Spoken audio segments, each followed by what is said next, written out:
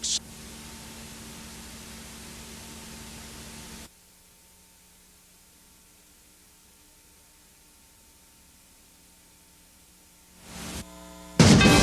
Fox and Friends.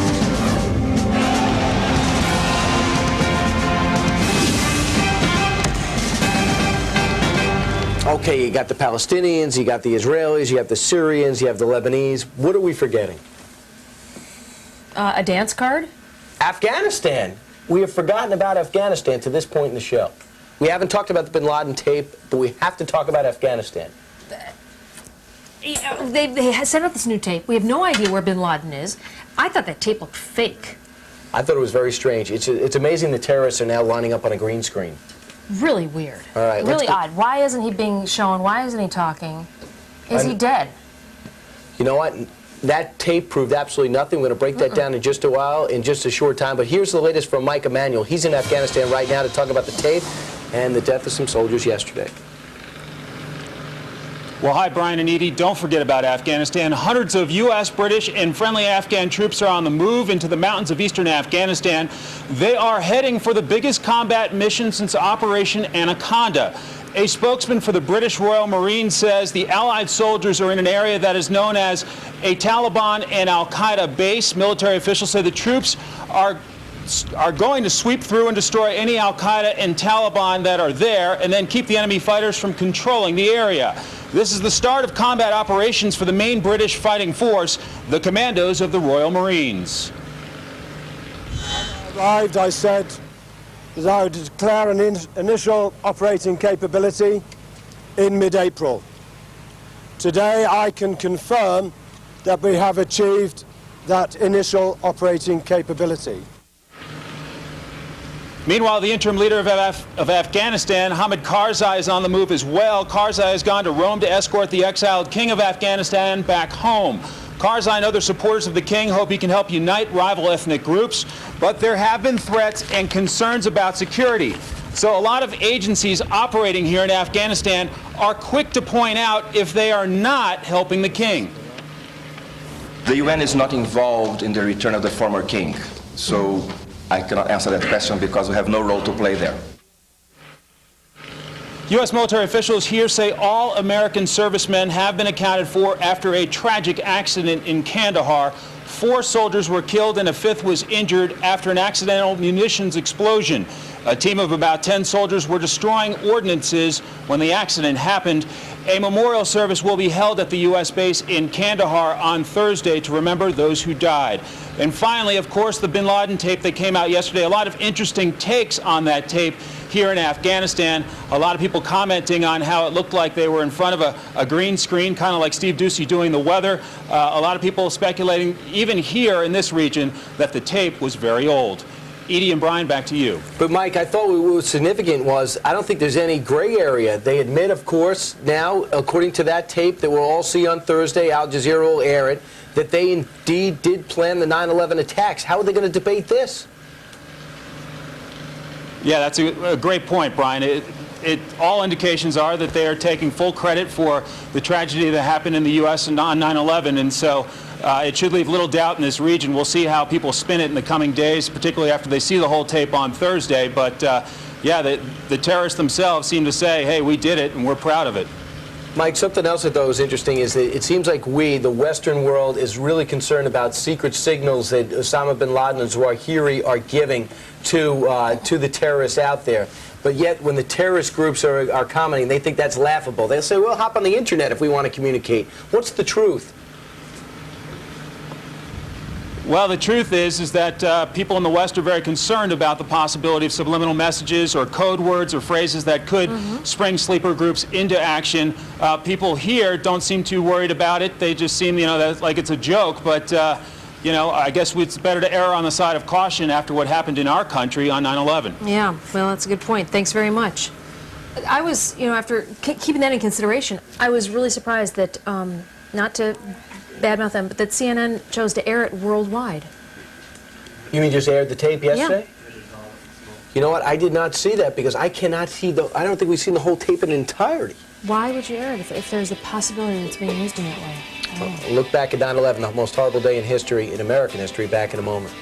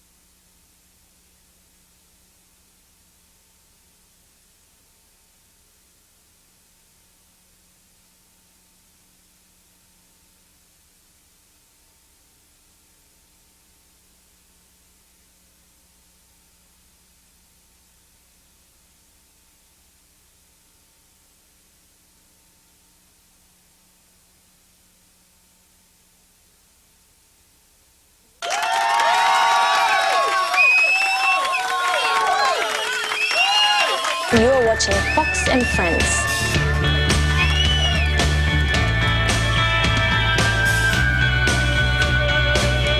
That is the book, and it's really cool. It is a new photo tribute all about September 11th and the aftermath, and it's hitting the bookshelves right now. It's called the September 11th Photo Project.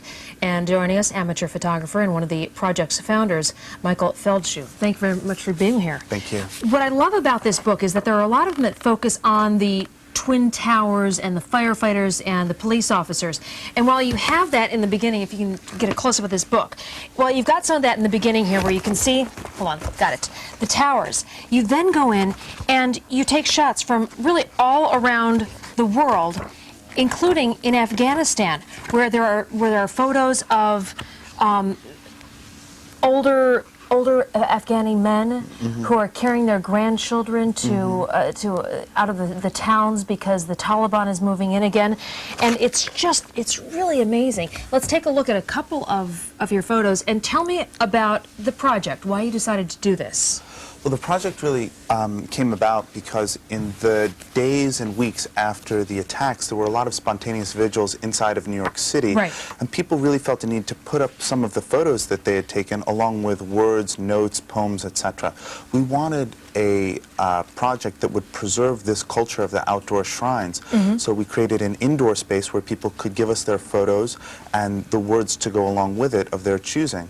From that came this book. This book is a selection of those photographs, mostly by amateur people, meaning amateur photographers, people with very casual relationship to photography. But the pictures are still so powerful. It's really remarkable what people gave us. It's a tribute to how incredible those events were. This is one of the photographs that I was talking about, and this is the older Afghani man, and he's carrying his grandchild. And you are seeing not just the effect of the attack here on the United States, but also how we share in the suffering that they were going through as well.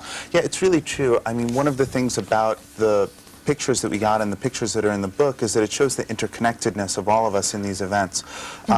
Beneath that picture of the Afghani man with his child is the story that he had to walk 30 kilometers from his village to get medical supplies. That was given to us by a photographer who had been in Afghanistan while the attacks took place. He felt that that was the perspective on September 11th that he wanted to show people. And also, it wasn't just people posting photographs and remembrances. People grieve in different ways and they remember in different ways. And this photo shows a guy who has had his memory of 9/11 actually tattooed on his body.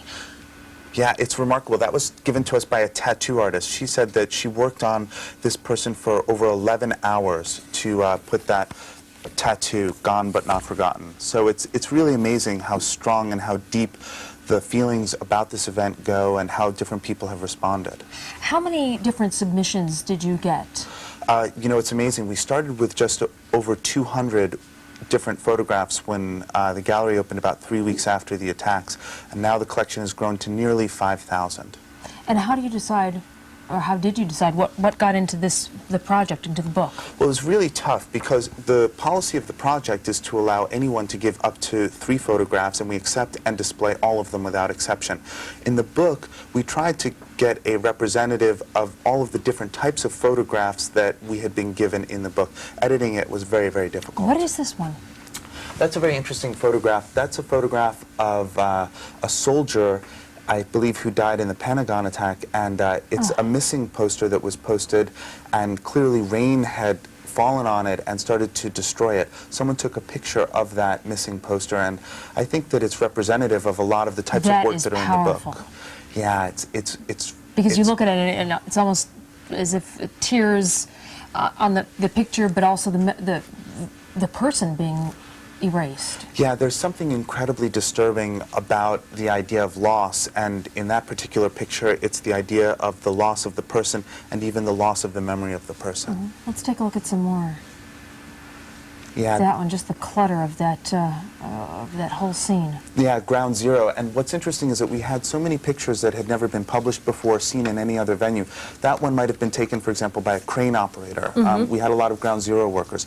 That's a really fascinating photograph. Those are 2 inmates in a prison in Oregon. They organized a lift-a-thon to raise $2,500, I believe, for 9/11 charities. They felt so strongly about it, they took a picture of this lift-a-thon that they organized and sent us a letter, both of which are published in the book. And again, then interspersed in the book, along with the memories of what happened here, the photos that you have received from overseas showing the people there as well. Children on top of, get that off the, so it's not shiny there, on the tank. Yeah, that's interesting because on that page there's pictures that a photographer took in Afghanistan during August. He went there, he said, to shoot a war, and everything was quiet. He came back 5 days later. He almost died in the September 11th attacks here in New York City. So the 4 photographs that are shown there, yeah, that's literally what he said. He's a photographer by the name of Jason Florio, who's British. And it just shows you that so many of the participants, just as the victims were, are from all over the world. All right. The book, The September 11th Photo Project, can be found in stores starting tomorrow? Yes. And if people would like to go online, can they order online as well? Yes, they can. They can go to our website, which can also tell them how to participate in the project because it's touring around the country. Okay. What is that website? It is www.sep11photo.org. So sep11photo.org. Exactly. Alrighty. And the book costs just under $30. That's right. What will you do with the money? If I give you $30 for this book, what happens to that $30? Well, the proceeds that belong to the project or the author that comes to the book goes 100% towards funding the national tour of the project, and a portion of that money even goes towards the New York City Firefighters Burn Center Foundation, which is a charity that we're helping to support through our work. So you're not getting rich off this? No, I'm just the opposite, actually. I put in a lot of my own personal time and money at, of course, no cost in order to make it happen because I feel so strongly, along with, I have to say, dozens of really dedicated volunteers who all feel so strongly about the importance of people understanding this event on a human level. You certainly do that. You show it all in this book. I've got to tell you, we see a lot of these books come through, and this is a really good one. It's a wonderful gift to people because it shows the tragedy of it, but also the humanity and the hope when people come through something of this magnitude together. Thank you so much. Michael Feldschuh, thank you very much. September 11th Photo Project. Coming up, a new video of bin Laden released. Is this proof? You take a look at this. Is it proof he's alive? Is that real, fake? What do you think? We're going to discuss that, and we're going to talk to Al Jazeera, the Arab News Network, as it prepares to release the video. Stay right there.